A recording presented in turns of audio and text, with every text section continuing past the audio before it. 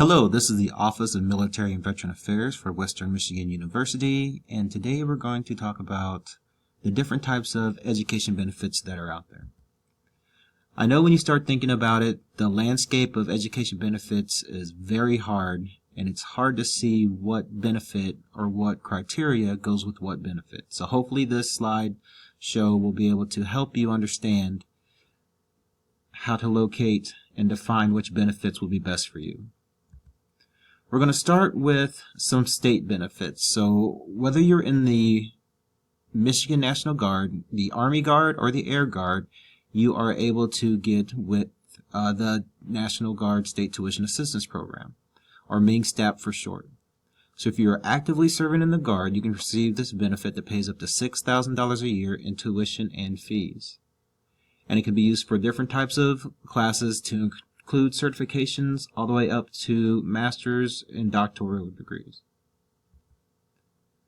The funds from this benefit is paid directly to the school, so none of this comes to the student, and the way it works is that when you apply, you will actually select which semesters you would like to have your benefit and which schools. So let's say you're going to a community college as well as coming to Western.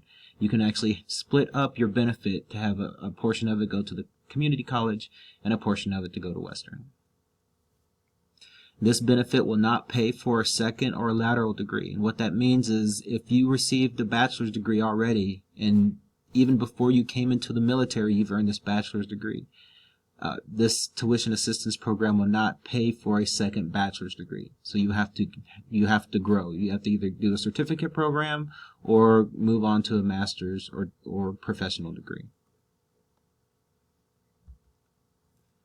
Federal tuition assistance is $250 per credit hour up to $4,500 a year or 16 credit hours. So if you do, and that's going to be whichever comes first. So with the 16 credit hour limit, you're actually only getting $4,000 a year. Now, if you're active duty in any branch of the military, if you're active component, you qualify. If you're a full-time reservist, which means you're in full-time status, you're not just your typical drilling reservist, or if you're active in the Army National Guard or the Army Reserve, then you can qualify for federal tuition assistance. Now, the one thing about the Guard and the Reservist, for the Army, you have to be in at least a year since the completion of AIT before you're eligible to file for FTA. Again, this benefit can be used for certificates, vocational training, technical degrees, your bachelor's as well as your master's degree. This one does have limits though on credit hours. So you get 130 semester credit hours for undergrad and 39 hours for graduate. Again, funds go directly to the school. You must enroll no later than 14 days. There has not been a circumstance that I have seen yet where they have waived that. So if you don't have your request and your application in 14 days before the start of the semester, you will not receive federal tuition assistance for that semester. You must have a certified degree plan from the school, which you can get from your advisors, and this benefit also will not pay for a second or lateral degree. Let's talk about GI Bills. So here's the big money. So up to 100% of your tuition paid for, up to $1,000 a school year for book fees, and then a monthly living stipend equal to the BAH for an E5 with dependents for the zip code of the school. You must be honorably discharged or currently serving in the military. Now, understand if you're currently serving, you will not get the living stipend because the Army's already given you either a BAH or some other type of living expense. You need to have at least 90 days or more of active duty time, and we'll talk about what active duty time means in just a minute. Any education opportunity that you want, as long as that school has filed itself and registered itself with DOD, you will be able to obtain that. And you can also obtain multiple bachelor's degrees. As long as you have benefit left, you're able to use it for whatever education opportunity you want to pursue.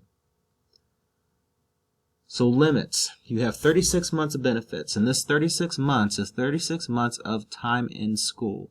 So when you look at a typical typical school semester, and we're talking going in the fall and the spring, that's about 9 months out of the year. 9 times 4 is 36, so it should get you through a typical 4-year program. But what you're going to start running into is a lot of programs aren't 4-year programs anymore. If you're doing engineering, you're looking at a 5-year program. If you're doing aviation, it might be a little longer. So just understand that not every degree that you go for is going to be a 4-year degree. So you need to look at when your benefit will be best utilized to help you get through your degree. Right now, it's 15 years after you ETS to use your benefit, but there's legislation out that's actually trying to get rid of that time frame. So by the time you see this, that criteria might have changed, and you can contact our office to get more information if you're unsure. Your classes must be part of a program, and what that means is if you're going for a criminal justice major, then the classes that you're taking must lead to a criminal justice degree. If the class doesn't lead to that degree and gives you no credit towards graduation, the GI Bill will not pay for it. And if you have any questions about that, you can contact our office. Some of you might be eligible for multiple GI Bills, whether it's the Montgomery GI Bill or the Select Reserve Chapter 1606 GI Bill. In order to get the post 9/11, you have to give up any other GI Bill that you have. And if you want more information on what that looks like and how it's going to affect you, we'll be more than happy to answer that here in the Office of Military Veteran Affairs. So what is active duty time? So all Title 10 active duty, so that if you're typical active duty, you're Title 10. So all that time counts. If you're Title 32 and you're in the purpose of organizing, administrating, recruiting, instructing, or training in the National Guard or the Reserve, that time counts. Title 32 for the purpose of responding to a national emergency, that counts. Now all voluntary active time, with the exception of active duty for medical care and medical evaluation, that counts. All forms of inactive duty training, which means your typical drills, your monthly drills, your yearly AT, funeral honors, all that stuff does not qualify for the post 9/11 GI Bill benefit. So you just can't be a typical M-Day type of reservist or guardsman and think that time's going to add up for you, because it won't. You actually have to fit some of these other categories. So let's look at it. For just 90 days of active duty time, you're going to get 40% of your tuition, 40% of the book stipend, and 40% of the living stipend, if you're a full-time student. And you can see on the rest of the list how that looks at. Now there's a cutoff between the 24-month and the 90-day. So anything less than 24 months does not include basic training or school training. Anything after 24 months to include 24 months, it includes your basic and job skills training. So depending on how long your basic and job skills training is, you could quickly move from the 70% to the 80%, depending on what you've got. Now, I did mention full-time student. Full-time is determined by the school. Here at Western, it's 12 hours in the 12 hours in the fall and the spring, and then 6 hours in summer 1 and 6 hours in summer 2. Those are the full times for undergrad. For graduate, it's 6 credits in the fall and the spring and 3 credits in the summer. So as a full-time status, you get 100% of the benefit. 3/4 time, you get 75% of entitlement. And more than half time, you get 50%. Now understand the more than part. So if you're a graduate student and you only take one class, which is 3 credit hours in the fall, you will not get any living stipend, because that's not more than half time. So please understand the difference between half time and more than half time. You have to be more than half time to get a living stipend. And again, if you have any questions about this, come see us at the office. Chapter 1606, Select Reserve. So this is our typical GI Bill that goes out to the reservists and National Guardsmen. The current rate right now is $363 plus any GI Bill kicker that was included in your enlistment contract. If you do not have a kicker in your enlistment contract, this isn't really something that you can get after the fact. Now, what I would recommend is when you're up for enlistment, try to get a kicker in your contract. So, 6-year service obligation. You have to complete your initial active duty training, and then you must be in good standing. One thing that we have ran into is you need to make sure your unit has completed your NOBI, Notice of Basic Eligibility. If they don't do that, then the VA thinks you're still in AIT, and they don't give you the benefit. So make sure your unit has completed the NOBI. Use it for the same benefits, education benefits and classes that you can use for post 9/11, 36 months of benefits. Your eligibility ends when you leave the Select Reserve. Again, your classes must be part of a program. Chapter 30, Montgomery GI Bill. So, because of the post 9/11 and how much the post 9/11 pays, there's very few scenarios in which I would recommend that you use the GI Bill, the Montgomery GI Bill, instead of post 9/11. But here's one. Let's say that you were active duty and now you're in the Guard, and you're able to get the state tuition assistance program, which gives you $6,000 a year. You get FTA, which gives you another $4,000 a year, and you look at the difference in the living stipend. The difference in the living stipend right now here at Western is about $500 and some change between what you would get monthly from the Montgomery GI Bill and then what you would get between post 9/11.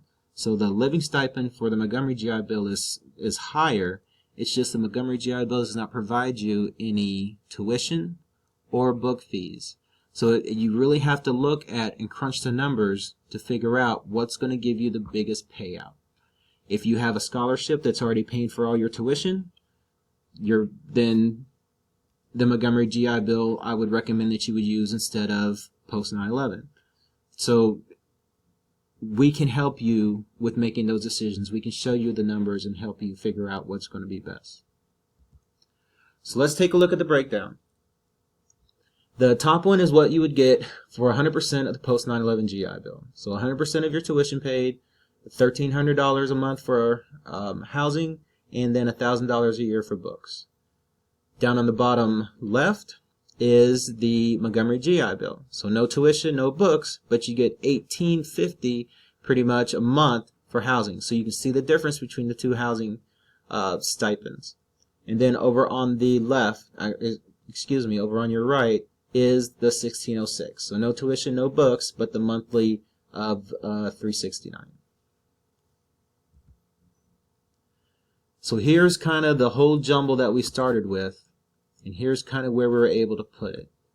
So we have MING STAP, which is a state-funded benefit, and then you have your FTA and all your GI Bills, which are federally funded benefits. You can use benefits from different pots of money at the same time, but you can't use benefits out of the same pot together. So you cannot use FTA and a GI Bill at the same time, but you can do MING STAP and any other federally funded benefit. If you have any questions about anything that was covered in this presentation, or you want to sit down and crunch the numbers, or even get help applying for these different benefits, please reach out to us at the Office of Military Veteran Affairs. Just look on the web page to the directory, find myself, the military advocate, or the military recruiter. Give one of us a call, and we'll be more than happy to set up an appointment with you to get all of your education benefit questions answered and to get you applied for these benefits. Thank you.